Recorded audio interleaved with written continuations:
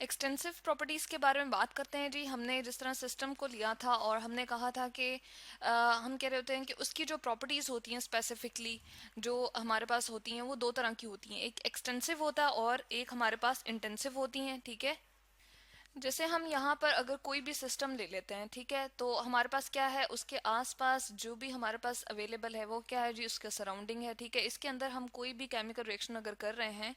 तो हमारे पास जब कोई भी हम अमाउंट ऑफ सब्सटेंस लेते हैं यहाँ पर, ठीक है, तो उस अमाउंट के ऊपर जब हमारे पास कुछ प्रॉपर्टीज इसकी जो है डिपेंड कर रही होती हैं, यानी कि जो भी हम सब्सटेंस लेते हैं वो अपने अमाउंट के ऊपर जब स्पेसिफिकली कंसर्न कर रही होती हैं, यानी कि उससे रिलेटेड होती हैं, तो उन प्रॉपर्टीज को हम क्या कहते हैं, एक्सटेंसिव प्रॉपर्टीज। ठीक है, तो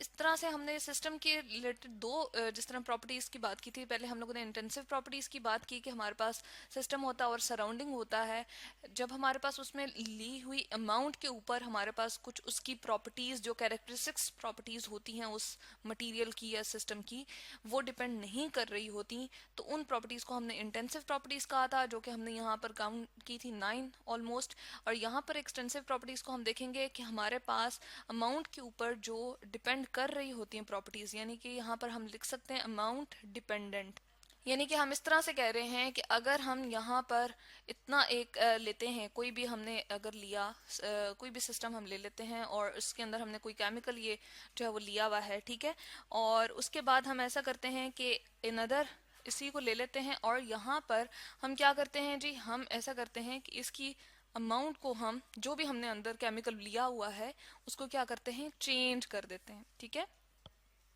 हम इतना कर देते हैं। ठीक है, अब चेंज कर दिया ना हमने, तो कुछ प्रॉपर्टीज इसकी वजह से चेंज हो जाएंगी, यानी कि अमाउंट वेरी करने से हमारे पास कुछ इसकी प्रॉपर्टीज कैरेक्टरिस्टिक्स प्रॉपर्टीज चेंज हो जाएंगी। ठीक है, और इस तरह से हम कहते हैं कि वो हमारे पास प्रोपोर्शनल होती हैं जितनी भी हमने क्वांटिटी चेंज की हो। तो एक्सटेंसिव प्रॉपर्टीज को हम लिख सकते हैं कि बिल्कुल उसके क्या होती हैं जी,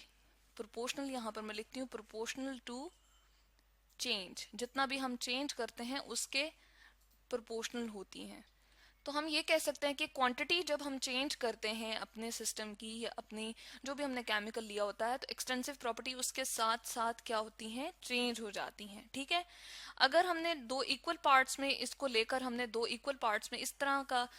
डिवीजन कर दी है, यानी कि एक हमारे पास ये टोटल था, उसके बाद हमने क्या किया,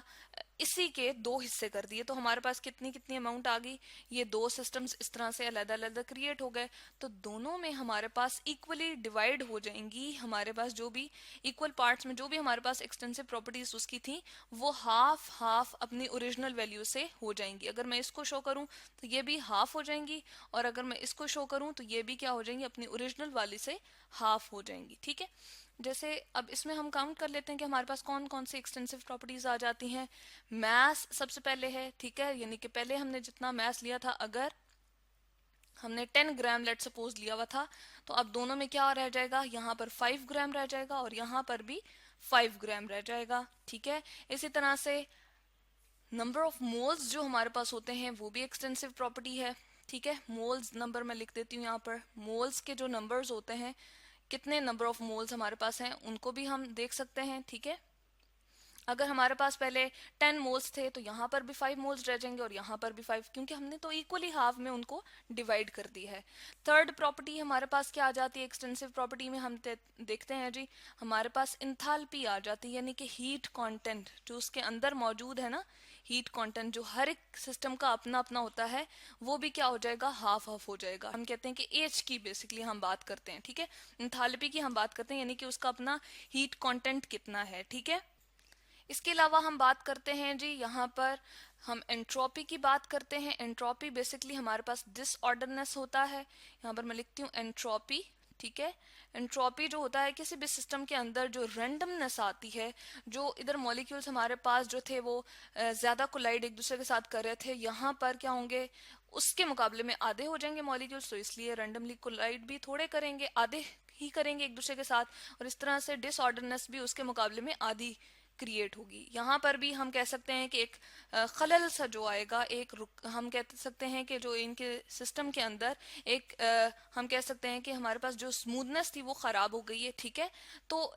इसमें जो डिसऑर्डर आ जाएगा वो इसके मुकाबले में आधा आएगा, क्योंकि नंबर ऑफ मॉलिक्यूल्स या हमने मास चूंकि आधा कर दिया है, इसी तरह से नंबर ऑफ मोल्स भी हमने आधे कर दिए हैं, जिस तरह से हम देख रहे हैं एक्सटेंसिव प्रॉपर्टी के अकॉर्डिंग। तो इस तरह से हमारे पास एंट्रोपी भी क्या होगी, इसके मुकाबले में आधी हो जाएगी, ठीक है। इसके अलावा हमारे पास इंटरनल एनर्जी भी जो है वो क्या होती है जी, एक्सटेंसिव प्रॉपर्टी है, जिसको हम ब्रीफ स्टडी करेंगे आगे। यानी कि एक सिस्टम की जो अपनी अंदर मौजूद एनर्जी है उसकी बात करें हम इंटरनल एनर्जी के केस में यहाँ पर, तो वो भी क्या हो जाएगी, पहले के मुकाबले में आधी आधी हो जाएगी, ठीक है।